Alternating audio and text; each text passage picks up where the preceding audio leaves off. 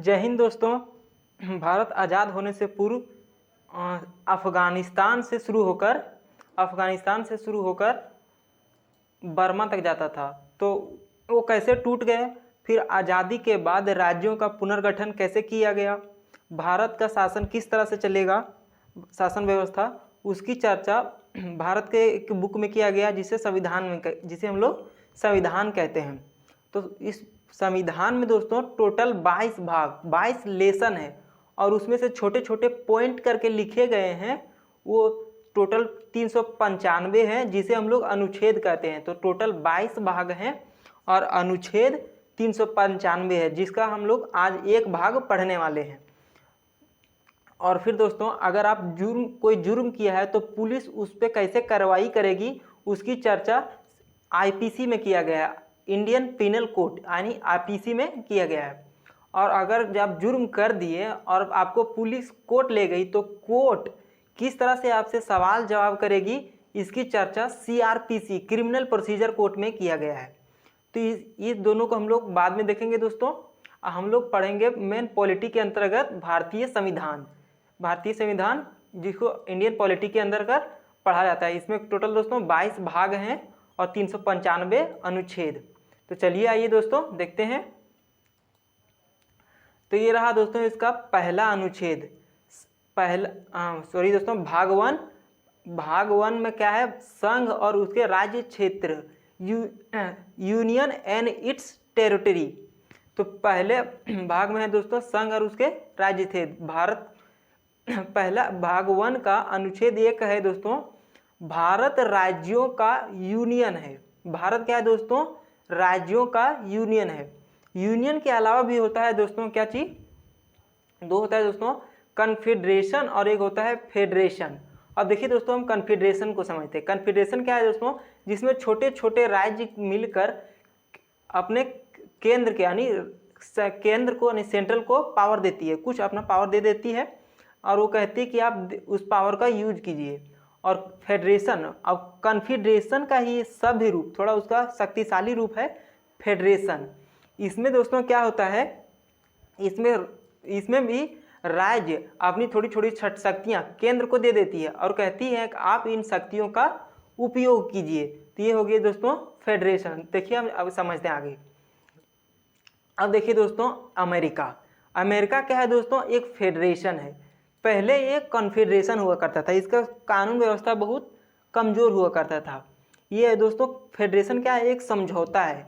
अगर समझौता टूटा तो मतलब राज्य टूटे, वो अलग हो सकते हैं। अगर देखिए दोस्तों अगर चाहेगा फेडरेशन में तो है दोस्तों इसका अमेरिका का अलास्का, ये चाहेगा तो फेडरेशन में समझौता तोड़ के अलग हो सकता है। लेकिन हमारे देश में क्या है दोस्तों, ये एक यूनियन है, यूनियन में उसके राज्य अलग नहीं हो सकते और फेडरेशन में समझौता तोड़ के चाहे तो अलग हो सकते हैं। तो एक एक्सेप्शन था इंडिया में दोस्तों, जम्मू कश्मीर का क्या था, अपना संविधान था, ये उसका झंडा था और वहाँ धारा 370 के अंतर्गत था, उसको स्पेशल पावर दिया गया था जो अब मोदी जी ने हटा दिया। तो अब दोस्तों इंडिया का पूरा में ये झंडा रहा है दोस्तों, इंडिया का तिरंगा है और पूरे इंडिया में इंडिया का सिर्फ एक झंडा है। लेकिन ऐसा अमेरिका में नहीं है। अमेरिका में ये हो गया दोस्तों फ्लोरिडा का अलग रहेगा, अलास्का का अलग रहेगा। इसी तरह हर एक राज्य के इसका सबका अलग अलग रहेगा झंडा। और इंडिया में नहीं दोस्तों, पूरे इंडिया में एक ही रहेगा, इसका करेंसी भले एक ही रहेगा लेकिन उसके झंडे अलग रहेंगे। तो ये पूरा समझौता के अंदर फेडरेशन में आता है दोस्तों। देखिए हम दोस्तों इसको एक एग्जाम्पल से समझते हैं। अब देखिए दोस्तों ये है कन्फेडरेशन, इसका हिंदी होता है परिसंघ। तो इसमें देखिए दोस्तों अगर ये पूरे ईंटे को आप देश समझिएगा तो एक ईंटे को राज्य समझिए, एक ईंटे को क्या राज्य समझिए। अगर दोस्तों हम एक ईंटे को निकाल दें तो क्या होगा दोस्तों, ये ईंटे निकाल दें तो ऊपर वाले ईंटे गिर जाएंगे दोस्तों।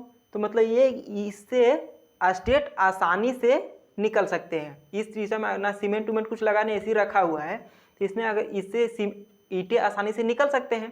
तो कॉन्फेडरेशन में वही होता है दोस्तों, यानी परिसंघ में उसके राज्य आसानी से अलग हो सकते हैं। और अब देखिए दोस्तों फेडरेशन, और फेडरेशन में क्या है दोस्तों, थोड़ा सीमेंट उमेंट लगा के उसको चिपका दिए तो इसको आसानी से नहीं निकाल सकते दोस्तों। लेकिन इसमें थोड़ा छेनी हथौड़ा लगाए तो इसको भी निकाल सकते हैं। निकाल सकते हैं कि नहीं दोस्तों, निकाल सकते हैं। तो उसी तरह इसका हिंदी होता है संघ, इसका होता है परिसंघ, इसका होता है संघ।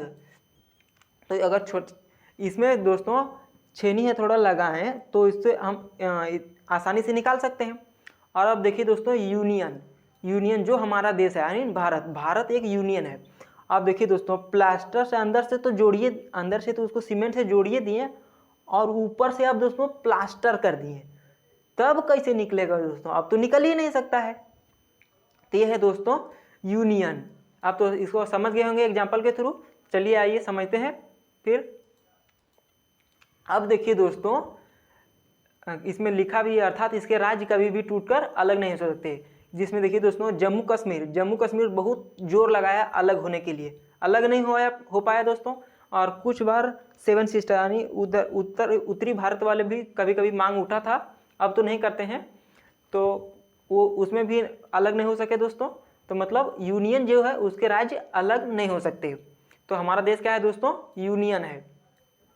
तो आप समझ गए होंगे कि हमारा देश क्या है, यूनियन है। जो देश फेडरेशन होता है उसका राज्य आसानी से अलग, आसानी से नहीं थोड़ा सा मतलब अगर कोशिश करेंगे तो अलग हो सकते हैं। इसमें एक और 2 बातें और लिखी हुई है दोस्तों। क्या कि देखिए अगर विवाद हो जाए कि कौन सा राज्य भारत का है और कौन सा राज्य नहीं है, तो कहीं लिखा तो होना चाहिए ना दोस्तों कि ये राज्य भारत का है, ये राज्य भारत का नहीं है। तो उसको पहली अनुसूची में जोड़ दिया गया है। अब पहली अनुसूची क्या है दोस्तों, संविधान के शुरू में कुछ पन्ने जोड़ दिए गए हैं जिसको अनुसूची कहते हैं दोस्तों। तो कुछ पन्ने जोड़ दिए गए हैं जिसको अनुसूची कहते हैं। अब इसमें राज्यों की भी कैटेगरी कर दिया गया है दोस्तों।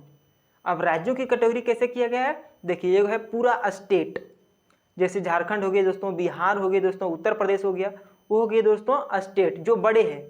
और जो छोटे छोटे दोस्तों, जो छोटे छोटे हैं वो हो गए दोस्तों लेकिन राष्ट्रीय महत्व के लिए जरूरी है, तो उसको रखा गया यूनियन टेरिटरी में। अभी वर्तमान में 8 है दोस्तों, इसको हम बाद में समझा देंगे।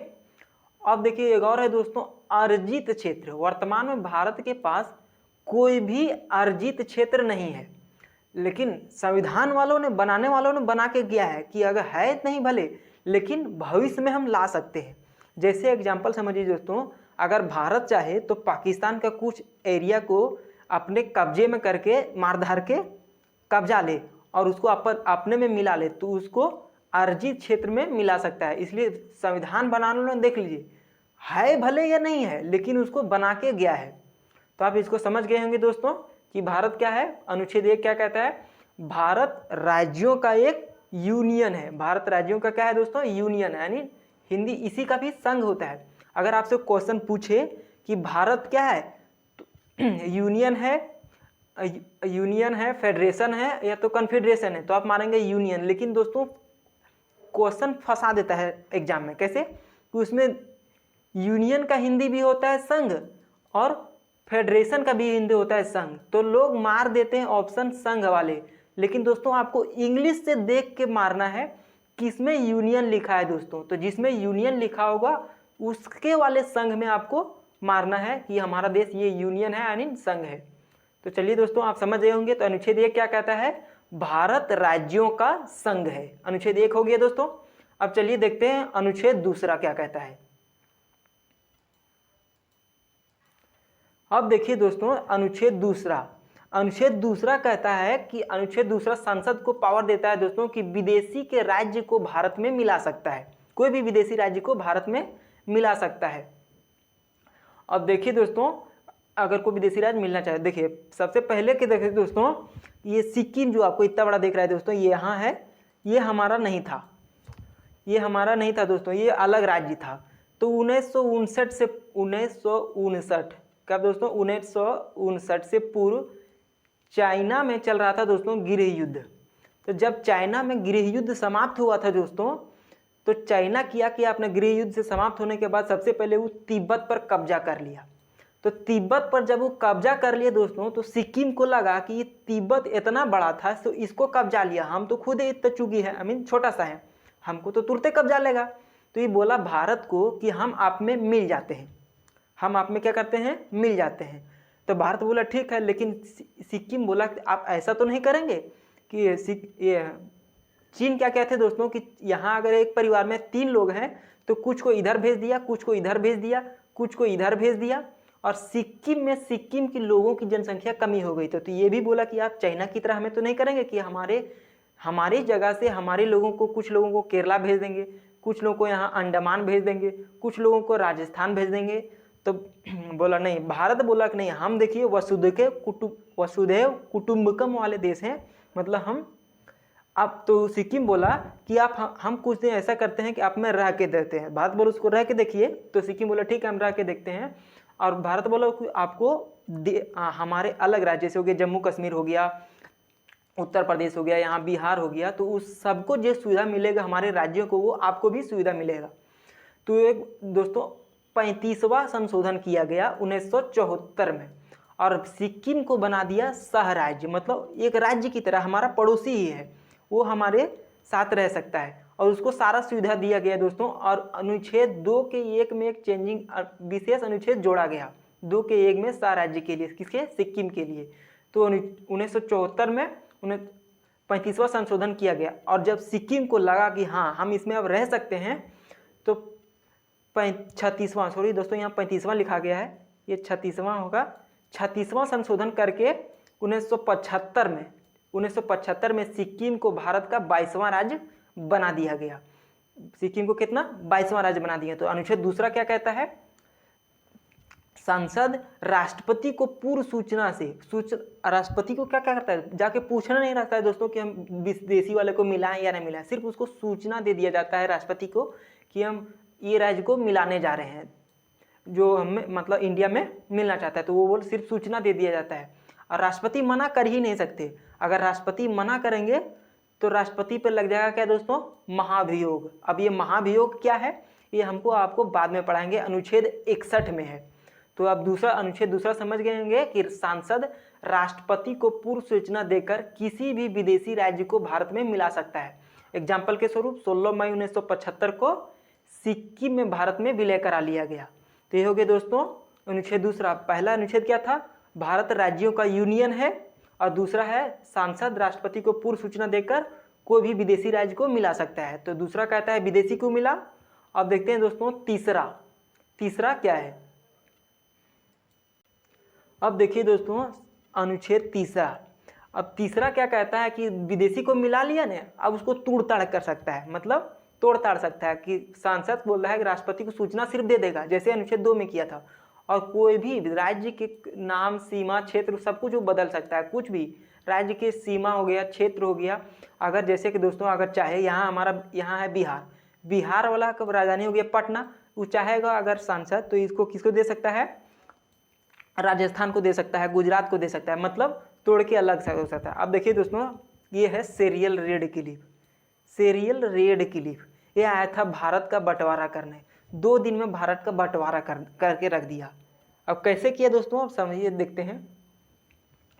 सबसे पहले क्या किया, भारत का नक्शा लिया, और इधर जितना पुलिस स्टेशन था दोस्तों सबको ऐसे ऐसे डॉट डॉट किया, ऐसे डॉट डॉट किया, और सब पे एक लाइन ऐसे खींच दिया, ऐसे जैसे, मतलब दोस्तों हम बढ़िया से नहीं खींच पा रहे हैं तो ऐसे, मतलब वो लाइन खींच दिया, तो ऐसे खींच दिया, ये बोला ये पाकिस्तान है।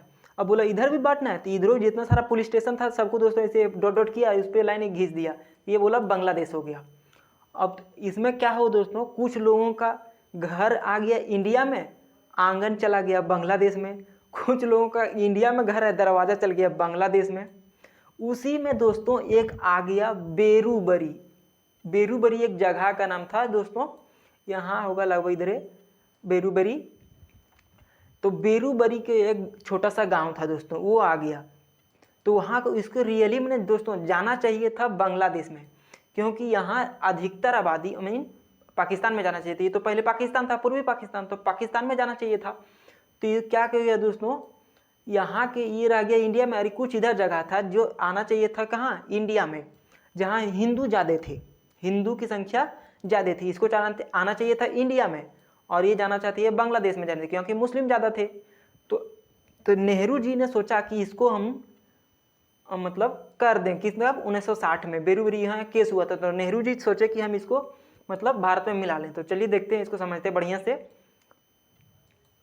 तो नेहरू जी ने सोचा कि इसको हम भारत में मिला लें, लेकिन उस समय नेहरू जी का बहुत विरोध हुआ, क्योंकि वो नेहरू जी सोचे थे कि अनुच्छेद 3 में तो कहा ही है कि सांसद चाहे तो उसके राज्य की सीमा उमा तोड़ के अलग कर सकते हैं, तो ये इसमें देना चाह रहे थे, लेकिन यहाँ बहुत विरोध हुआ दोस्तों, क्योंकि तो जब ये देना चाह रहे थे तो सुप्रीम कोर्ट ने कहा कि ये नेहरू जी, आपको ये अधिकार किसने दिया कि आप देश की जमीन को अब चाहेंगे तो विदेश को दे सकते हैं, इसके लिए आपको संविधान में संशोधन करना पड़ेगा। तो जब नेहरू जी ने करना चाहा तो उसका बहुत विरोध हुआ दोस्तों। तो उस समय से लटका लटका फिर जब मोदी जी आए तो मोदी जी क्या किए दोस्तों, ये यहाँ का जो लटका हुआ था मामला, उसको शेख हसीना, बांग्लादेश के जो भी प्रधानमंत्री है, उससे समझौता करके सही किए दोस्तों।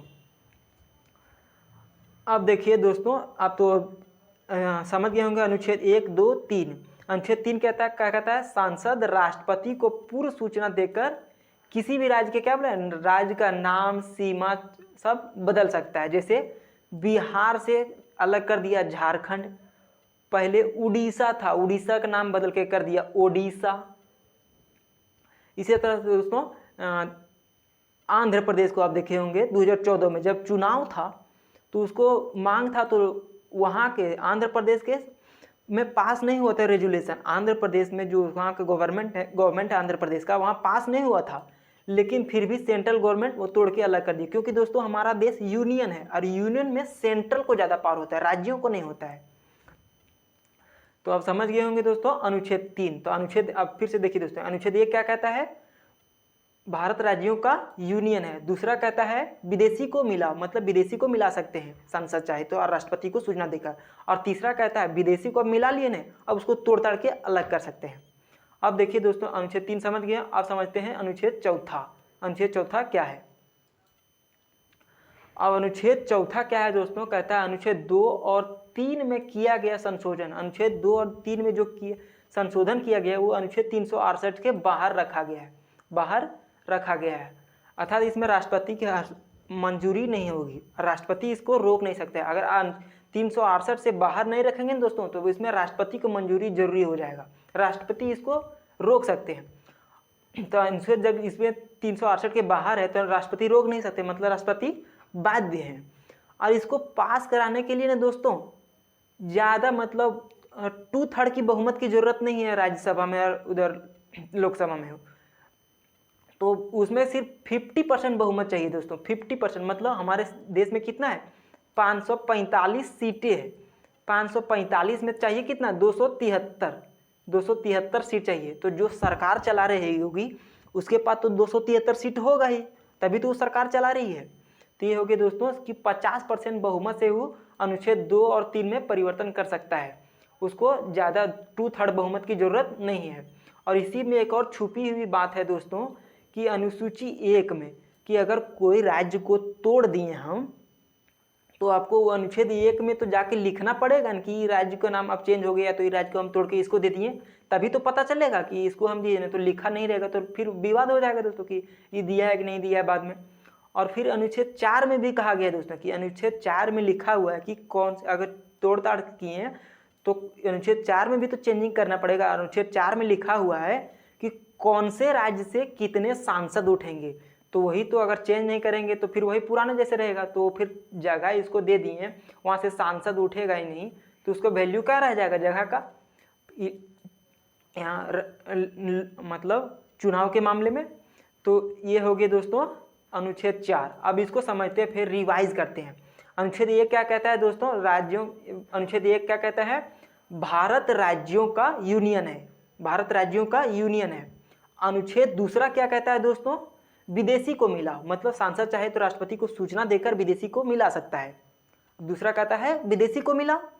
और तीसरा क्या है दोस्तों, अब विदेशी को मिला लिए ने तब उसमें तोड़फोड़ कर सकते हैं, मिला लिए तो अब अलग हो ही नहीं सकता है, काहे कि यूनियन है तो यूनियन में इसके राज्य अलग हो नहीं सकते, तो मतलब अब उसमें तोड़फोड़ कर सकता है। अनुच्छेद 3 हो गया मतलब उसमें तोड़फोड़ कर सकता है। और अनुच्छेद 4 कहा है कि अनुच्छेद 2 और 3 में जो परिवर्तन करेंगे ना उसको राष्ट्रपति रोक ही नहीं सकता है, और राष्ट्रपति इसमें बाध्य है क्योंकि इसको 368 के बाहर रखा गया है। तो आज की क्लास में इतने ही दोस्तों, अगले वीडियो में हम लोग देखेंगे अखंड भारत और भारत के राज्यों का पुनर्गठन कैसे किया गया था। तो आई होप आप इसको समझ गए होंगे। मिलते हैं नेक्स्ट वीडियो में, तब तक के लिए धन्यवाद।